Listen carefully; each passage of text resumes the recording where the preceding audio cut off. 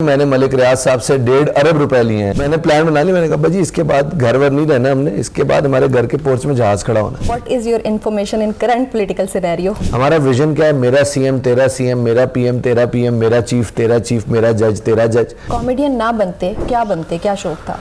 बहुत dry subject को और कॉमेडी को फ्यूज करके बिल्कुल नई चीज बन जाती है कि इंसान पहले बांदर होंगे सी वर्गा थोड़ा सा ऑकवर्ड हो जाता था। अस्सलाम वालेकुम जी, दिस इज रूबा उरूज और आप लोग देख रहे हैं नियो डिजिटल। इस वक्त हमारे साथ मौजूद हैं मिमिक्री आर्टिस्ट और बहुत जबरदस्त ट्रेनर सैयद शफात अली, और इनसे बात करेंगे। अस्सलाम वालेकुम। वालेकुम सलाम, आई एम गुड। क्या चल रहा है आजकल? आजकल ज़िंदगी में सिर्फ आराम चल रहा है और मनमौजी चल रही है और चिल चल रहा है। हमें तो सुन रहे हैं कि आप सियासत में जाने की भी तैयारियां कर रहे हैं। नहीं कतई नहीं, मतलब इतनी सारी माशाल्लाह आजकल सियासतदानों को गालियां पड़ रही हैं और इतनी अजीब सी ऑडियोज़ वगैरह आ रही हैं। अब ये दौर नहीं है कि कोई सियासत में जाए। डर लगता है वैसे ऑडियोज़ वीडियोज़ से? मुझे इससे नहीं डर लगता कि ऑडियोज़ वीडियोज़ आ जाएंगे, वो तो ज़ाहिर है हर बंदे की अपनी एक पर्सनल लाइफ होती है, लेकिन जो किसी की ऑडियो लीक हो लोग मुझे कॉलिंग करना शुरू करते हैं, भाई ये तेरी ऑडियो है। आपने लीक किया? तो मैंने किया। लग जाता है। उनको लगता है मैं इतना वेला हूँ, मैं बैठ के लोगों की ऑडियोज़ बना रहा हूँ और उनकी पूरे माजी खंगाल रहा हूँ, तो इसलिए यस डर लगता है। अच्छा, लोग सैयद शफात अली को जानते हैं जो कि मिमिक्री भी करते हैं, एज अ सियासतदान के रूप में, मुख्तलिफ सियासतदानों के रूप में जानते हैं। असल में क्या है, ओरिजिनल क्या है, पर्सनल लाइफ क्या है? ओरिजिनल ये है कि जिस तरह से लोग मुझे कॉमेडी के साथ एट्रीब्यूट करते हैं, मैं शायद उस तरह से नहीं हूँ। मुझे शैलो डिस्कशंस नहीं पसंद, तो मैं थोड़ा डिटेल में जाता हूँ तो फिर लगता है कि उसके ऊपर वीडियो शीडियो करनी चाहिए, तो पॉडकास्ट बनाते हैं, तो उसके बाद लोगों को लगता है इसके ऊपर आपको एक ट्रेनिंग भी करनी चाहिए। तो अब as of now I am a corporate trainer, I am a stand up comedian और अपने शोज पे फोकस कर रहा हूँ। That's what I am right now. और family life? Family life is अल्हम्दुलिल्लाह इट्स गोइंग ग्रेट। हम चूँकि अब कराची सेटल्ड हैं, we have lived in Lahore for like 5 years और उसके बाद अब कराची में भी तकरीबन 5 साल होने लगे हैं, तो या it's great. Karachi is great and life is great. अमूमन जो कॉमेडियंस होते हैं, मिमिक्री आर्टिस्ट, उनको लोग संजीदा नहीं देख पाते, तो फैमिली वाले संजीदा बर्दाश्त कर लेते हैं या वहाँ भी रात को उठ के पता चले कोई और ही सियासतदान? ये एक बड़ा अनफॉर्चुनेट वो है कि यूएस में या वेस्ट में जितने भी जो एक तर्ज है कॉमेडी का, उसमें political satire it's taken very seriously. लोग उसको बड़ा अप्रिशिएट करते हैं, बड़ा एंजॉय करते हैं। बल्कि इनफैक्ट 2012-13 में गालबन एक सर्वे हुआ था कि जो उसमें सारे बड़े बड़े उन्होंने यूएस के जो रिपोर्टर्स हैं, जो एंकर्स हैं, उनकी लिस्ट रखी थी कि इनमें से सबसे ज़्यादा रिलायबल और सबसे ज़्यादा वेरीफाइड न्यूज़ आप किसकी समझते हैं। तो उसमें उन्होंने जहाँ बाकियों के नाम डाले थे, वहाँ पे जॉन स्टीवर्ट का भी नाम डाला था, जो उस वक्त एक शो कर रहे थे द डेली शो के नाम से। तो जॉन स्टीवर्ट की 97% अप्रूवल रेटिंग थी उसमें, and he was considered as the most reliable news anchor at that time, not as news, I mean reliable journalist I would say at that time. तो yes, political satire पूरी दुनिया में बहुत seriously, बहुत संजीदगी से लिया जाता है। अमूमन जो ये सटायर आप बात करें ना, इस्तारा इसको हम उर्दू में अगर बात करें तो ये राइट अप में ज़्यादा यूज़ होता है। इस्तारा नहीं कहेंगे हम इसको कहेंगे मज़ाह।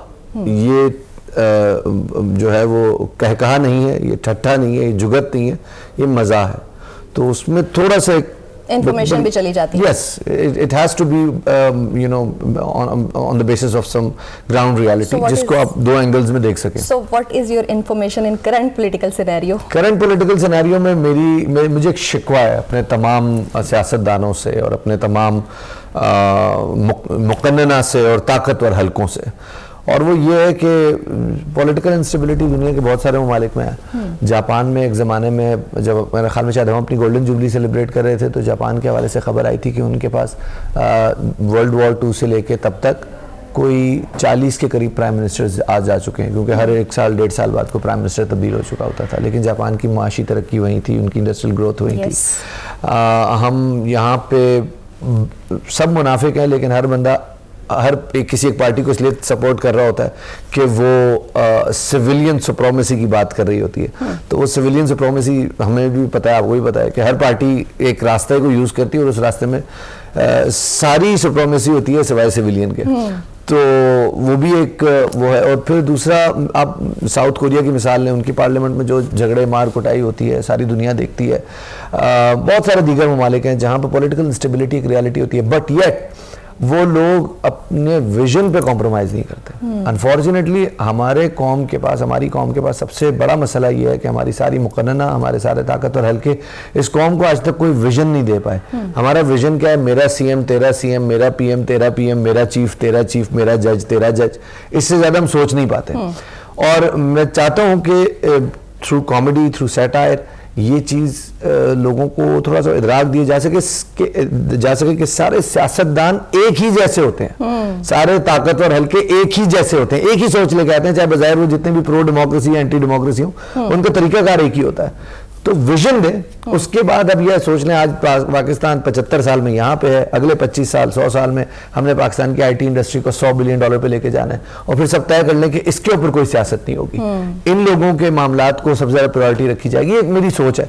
तो यकीनन कौम के फैसले, कौम की बातें, कौम की हालत बदल सकती है। एक स्पेशलिटी है उसकी तरफ भी आ जाते हैं। कॉमेडियन ना बनते, जैसे कि आपकी पर्सनैलिटी काफ़ी आप कहते हैं सीरियस है, तो क्या बनते, क्या शौक था? हाय, शौक तो बड़ा था कि मैं साइंसदान बनता। कोई तो गए अब आप साइंसदान ही हैं। नहीं, बड़ा शौक था कि मैं कोई मतलब जो मेरा स्टडी है, जो मेरी स्पेशलिटी है, मैं उसके अंदर कुछ करता। लेकिन फिर यही सोच रहा हूँ कि खुदा ने हर इंसान की नसीब में जो दाना रखा होता है वो उस तक किस ज़रिए से पहुँचता है, ये खुद आदमी तसव्वुर नहीं कर सकता। कैसे वायरल हो गए थे कि फिर आपको लगा कि मुझे यही करना है? It's a very beautiful story. अगर आप वो थोड़े 2 मिनट हो तो ये सुनने में मज़ा आएगा आपको। मैं मीडिया में मैनेजमेंट साइड पे जो है ना मैं काम करता था, और मुझे बड़ा शौक था प्रोडक्शन का और प्रोडक्शन मैनेजमेंट का और इन चीज़ों की, ये लिखत पढ़त और कागज़ और ये वाले काम करने का। तो उसमें मुझे लगा मैं नहीं चल सकता। आई डिसाइडेड कि now should I should quit media. और मैंने सितंबर 16 में मीडिया को खैर बात कह दिया। उस वक्त मेरे अकाउंट में बस मेरे ख्याल में कितने कोई 6-7 लाख रुपए रह गए होंगे, और मेरी गाड़ी की कोई 50% किस्तें रहती थी, which is almost the same amount. मैं कहता फिर गाड़ी की पैसे रह गए, बाकी अल्लाह देखा जाएगा। और उसके बाद मैं कॉर्पोरेट ट्रेनिंग्स में और इन चीज़ों में इन्वॉल्व हुआ, और एक सेशन में मैं बड़ा यूज्ड टू डू कि मैं अपनी बहुत ड्राई सब्जेक्ट को और कॉमेडी को फ्यूज़ करके एक बहुत इन्फॉर्मेटिव सी चीज़, एक नई डायमेंशन क्रिएट करता था। मिसाल के तौर पे हम बात कर रहे हैं जी इंसानी इर्तिका की, तो उसके ऊपर आप उस चीज़ को लेके और एक बहुत ड्राई सब्जेक्ट को लेके आप कॉमेडी को फ्यूज़ करने बिल्कुल नई चीज़ बन जाती है कि जी इंसान पहले बांदर अंदर सी वर्गा थोड़ा सा ऑकवर्ड हो जाता था। तो ये मैंने मिसाल के तौर पर बात की, मैंने कभी इर्तिका पे तो बातें नहीं की, लेकिन मैं वैसे मिसाल के तौर पर कह रहा हूँ। तो मैं जब उस चीज़ में आया तो मुझे वो चीज़ बड़ी क्लिक हुई। और यहाँ लाहौर में रॉयल पाम में एक इवेंट हो रहा था, आई एग्जैक्टली रिमेंबर, इट वाज 6 नवंबर 2016, और टीना सानी बैठी हुई थी। तो टीना आपा ने मुझे कहा कि यार वो मेरे ना नेफ्यूज़ की बर्थडे है, उनका एक बर्थडे मैसेज ज़रा दो। तो मैंने कहा चले, उधर ग्रीन रूम में बैठे हुए थे, सेशन मेरा हो चुका हुआ था, उन्होंने वीडियो बनाई। तो मैंने वो वीडियो जो है ना, वो मुझे कैरेक्टर देती है ना, शी नोज मी फ्रॉम बहुत पहले से, वो मुझे कैरेक्टर बताती है कि अच्छा बिलावल, अच्छा शहबाज, अच्छा ये जो। तो वो 3-4 उन्होंने दिए और वो वीडियो उन्होंने सेंड कर दी, and that video went viral, that was everywhere in the world. और यहाँ तक कि मैं 7 समंदर पार भी गया, तो वहाँ पे एक कैब में बैठा, तो वहाँ पे भी एक जो ड्राइवर बैठा, तो उसने कहा कि यार you that guy from Pakistan. मैंने कहा यस। कहता यार अब पख्तों की खबर हो गया था बिलावल लेकर। मैंने कहा जी बिल्कुल। तो इस तरह से है कि लोगों ने उसको, जहाँ भी आप पाकिस्तानी, उन्होंने उसको बड़ा क्लेम किया, अल्हम्दुलिल्लाह हियर आई एम। अच्छा, आपको एज ये था कि उस टाइम इतना कंपटीशन नहीं था। आज टिकटॉक का दौर है, इंस्टा रील्स का दौर है, तो आजकल तो इतने अच्छे प्लेटफॉर्म्स हैं, कोई यूज़ करते हैं क्या? नहीं, मैं लेकिन टिकटॉक मुझे समझ भी नहीं आता, सच्ची बात है ना, मुझे चलाना आता है, क्योंकि उसमें आपका ओरिजिनल कंटेंट कम होता है। You talk from someone else's voice. और बाकी मैं सोशल मीडिया पे गोके मेरी स्ट्रेंथ है, लेकिन मैं बहुत कोशिश करने के बावजूद उसका टाइम नहीं दे पाता। मेरा फोकस मेरे कॉर्पोरेट्स पे, मेरे शोज़ पे, मेरे स्टैंड अप्स पे, जो कि अल्लाह का शुक्र है मुल्क से बाहर ज़्यादा पॉपुलर है thanks to my overseas fellas. तो उन पे ज़्यादा फोकस होता है कि उनको ज़्यादा टाइम दूँ। कोई इंस्पिरेशन है? मोइन अख्तर साहब, अल्लाह उनको गरीक रहमत करे। मुझे लगता है कि उनके जाने के बाद एक इतना बड़ा वॉइड पैदा हो गया कि उस वॉइड में कोई कदम नहीं रख सकता। और आप जितना भी कहें कि ज़माना आगे निकल गया है, मैं समझता हूँ मोइन अख्तर साहब मेरे उस्ताद हैं। मैं उनकी वीडियोस देख देख के सीखा हूँ। ज़िंदगी में एक ही दफ़ा मुलाकात हुई उनसे, और उसमें भी कोई ख़ास बातचीत नहीं हो सकी, क्योंकि उस वक्त मैं खुद, सच्ची बात है, उनको मैं इतना दरियाफ्त नहीं हुआ था और ना मैं उनको दरियाफ्त कर सका था। लेकिन मोइन भाई एक ख़जाना है, और मेरी बड़ी खुशनसीबी है कि मैंने अनवर साहब के साथ मैं काम कर भी रहा हूँ, और अनवर मकसूद साहब के साथ जितनी इंटरेक्शन हुई है, तो वो मोइन भाई के भी उस्ताद है, तो उस्ताद दर उस्ताद है। तो मेरे लिए बहुत बड़ी खुशकिस्मती है कि मैं जिसको उस्ताद मानता हूँ उसका उस्ताद अल्लाह उनको हयात रखे, वो जिंदा भी हैं और रहनुमाई भी कर रहे हैं। अच्छा शफात साहब, ये बताइएगा जब आप मिमिक्री करते हैं तो कोई सीरियस रिएक्शन भी कभी आया हो? बहुत ज़्यादा। एक मखसूस सियासी जमात है तो मतलब लिटरली मुझे यहाँ तक कहा है कि मैंने मलिक रियाज साहब से 1.5 अरब रुपए लिए हैं एक मखसूस सियासी लीडर को बदनाम करने के लिए। तो मुझे अब्बू ने पूछा कि यार ये कहाँ रखे? मैंने कहा भाजी मुझे मिल गया तो मैं आपको भी दे दूंगा, और मैंने प्लान बना लिया। मैंने कहा भाजी इसके बाद घर वर नहीं रहना हमने, इसके बाद हमारे घर के पोर्च में जहाज खड़ा होना। फिर मैंने उन कैलिफोर्निया के उन इलाकों की वीडियोस भेजी जहाँ वाकई घरों के पोर्च में जहाज खड़े हैं। मैंने कहा जी अल्लाह में ये सीन है, इसके बाद हमने इधर जाना।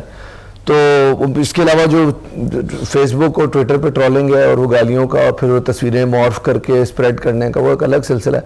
बड़े दोस्तों ने कहा कि एफआईए में कंप्लेंट करो, मैं कहा एफआईए किसकी उन्हीं की है तो फिर फायदा क्या? साहब आपको इन्वेस्टिगेशन में ही बोल देना है। अच्छा बताएं, शादी हुई है? जी शादी हुई तो मुंह दिखाई में कोई मिमिक्री की डिमांड तो नहीं आ गई थी? नहीं, उस वक्त ये टैलेंट इतना एक्सपोज नहीं हुआ था, बल्कि उस वक्त तो ये था कि यार ये बंदा करता क्या है इसकी जॉब क्या है, क्योंकि उस वक्त मैं इंजीनियरिंग में था और मैं मतलब अपना कंसल्टेंसी फर्म चला रहा था और सब कुछ वो दूसरे खातों में बातचीत चल रही थी। तो बड़ी कंसल्टेंसी, बड़ी हवाई सी रोजी थी। तो शादी में जो मुंह दिखाई वाला मामला था उसमें बल्कि मैं यहाँ से जहाँ बैठे हैं इससे ज़्यादा दूर नहीं, नज़दीक एक चैनल होता था, मैं वहाँ जॉब करता था, तो उनका पुराना ऑफिस यहीं पे नज़दीक था। तो वो इस वक्त तो ये था कि भाई कल को ऐसा तो नहीं कि इसको भी टीवी में ले आओगे। मैं कहा जी इसकी अपनी मर्जी है अच्छा कोई कभी इस तरह से हुआ हो कि बेगम ने एतराज़ किया हो कि क्या हर टाइम आप कॉमेडी करते रहते हैं? नहीं, she is very supportive, she is very supportive. बहुत जबरदस्त डिमांड की हो इसकी मिमिक्री तो करके दिखाएं? नहीं, नेवर। वो she draws a balance between work life and personal. अच्छा बेगम की मिमिक्री कर लेते हैं? नहीं, ख़वातीन की मिमिक्री ऐसे नहीं करता क्योंकि उसमें फिर बाद में वो सेक्सिस्ट का वो आ जाता है, तो मैंने कभी उसको प्रैक्टिस ही नहीं की। कभी मार पड़ी है मिमिक्री की वजह से? मार नहीं ऐसा सच नहीं पड़ी, लेकिन ये गालियां बहुत पड़ी हैं, बहुत ज़्यादा। कहीं पे लोगों ने रोक लिया हो कि भाई क्या? यस, मैं उसकी डिटेल में नहीं जाना चाहता वरना लोग पिन पॉइंट कर लेंगे, लेकिन इन दी एंड वही हुआ कि जो लोगों ने रोका था उनको बाद में पुलिस ने आके कर लिया। अच्छा यानी मिमिक्री की वजह से देखें हमारे मुल्क में कॉमेडी को बर्दाश्त नहीं करते लोग। ये एक है मसला अनफॉर्चुनेटली। अच्छा देखने में जब आपसे कोई पहले मिलता है या जो जानता ना हो तो कोई कॉमेडी वाली फील ही नहीं आती, इतने सीरियस पर्सन लगते हैं। है भी नहीं, वाकई नहीं है। मेरे साथ आप 3 घंटे बैठे, मैं आपसे मुझसे किताबों की बातें करें, आई लव टू डिस्कस, लेकिन कॉमेडी वो सिर्फ एक कैफियत होती है जो माइक के सामने आती है, कैमरा के बूथे के आगे आती है और माइक के सामने आती है, कैफियत तारी होती है। अच्छा वो कैफियत तारी होती है, तो रात में तो नहीं है कि उठ के बैठे और पता नहीं, कैफियत तारी होती है। फिर हाँ, लेकिन एक बड़ी ऑकवर्ड चीज होती है कि जब कोई कैरेक्टर मेरे ज़हन में आता है कि यार अब इसकी वॉइस पकड़नी है, या कोई सिंगर आगे अब इसकी वॉइस पकड़नी है, तो फिर वो प्रैक्टिस होता रहता है, फिर वो हर वक्त होता रहता है। बाज़ अगर फिर दोस्त यार या कहीं बैठे में हो, इवन वाइफ भी कहती है बस कर दो यार, खुदा का खौफ करो, क्या कर रहे हो, मतलब अजीब लगता है, आदमी पागल ना, वो अजीब बैठा सिर्फ अपनी आवाज़ें। मुझे मैं एक दफ़ा अमरीश पुरी की वो मिमिक करना चाह रहा था, तो मुझे ना वो ग्रॉल नहीं पकड़ा जा रहा था, तो मैं हर वक्त कहता रहता है, तो ऐसा लगता है मतलब कुत्ता बढ़ गया, इसको क्या हो गया। तो वो फिर बाद में आखिर में एक दिन ना वो मेरा ग्रॉल पक्का हो गया ना, तो मैंने कहा हाँ अब मैं कर सकता हूँ। तो फिर वो बेगम को भी आराम आया कि शुक्र है। तो एक दफ़ा ज़माने में शाहरुख खान की मिमिक कर रहा था, तो वो इसी तरह हर वक्त ऐसे यूँ घूम रहा होता था।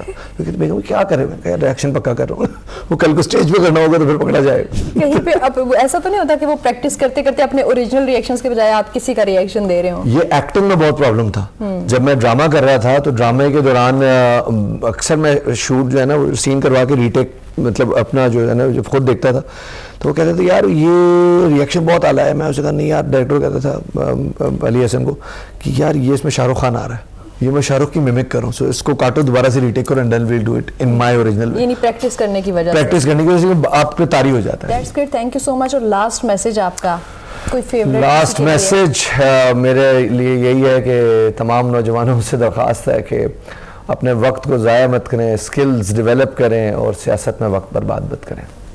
ओह माय गॉड, सियासत में वक्त बर्बाद ना करें, बड़ा अहम मैसेज है, बड़ा इंपॉर्टेंट है, लेकिन इससे दूर रहना शायद बहुत मुश्किल है। Thank you so much. कैसी लगी आपको वीडियो? कमेंट सेक्शन में ज़रूर बताइएगा। Thank you.